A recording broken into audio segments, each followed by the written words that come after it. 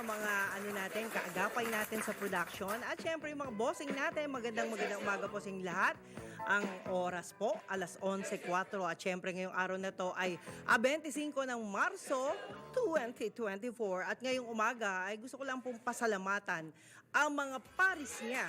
Alam niyo naman ho, pag sinabing paris niya, hindi natin kalahi pero nag-iisip ano ba ang ikagaganda ng ating mga kababayan, ang ating bansa, anong maitutulong. Sana all, no? Sabi nga po, sana kahit saang bansa kayo naroroon at pag gusto nyong tumulong sa ating mga kababayan, sa bata, matanda, ayan, may pera o wala, gusto nyo magbukas ng inyong mga negosyo, aba, eto ho yung pinaka hihintay-hintay namin. Dahil alam nyo ho, yung inyong pagtulong ay para na rin po tayong nagbukas ng magandang bintana. Alam niyo, napaka-importante ho yan. At itong aking pasasalamatan ay isang kakaibang walk for a cause ang ginawa ni Sander Pratt na isang artist, singer, painter at performer from Zimbabwe.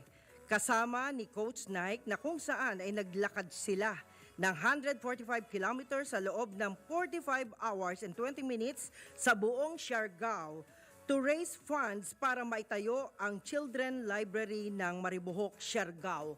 At tingnan natin ang kanyang pasasalamat. Narito siya para sa inyong lahat.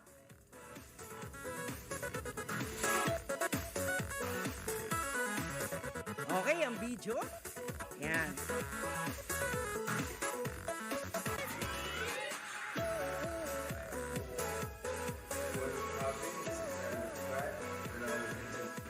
What is poppin'? This is Xander Pratt, and I'm an international multifaceted artist, designer, musician, painter, and I explore all avenues of art.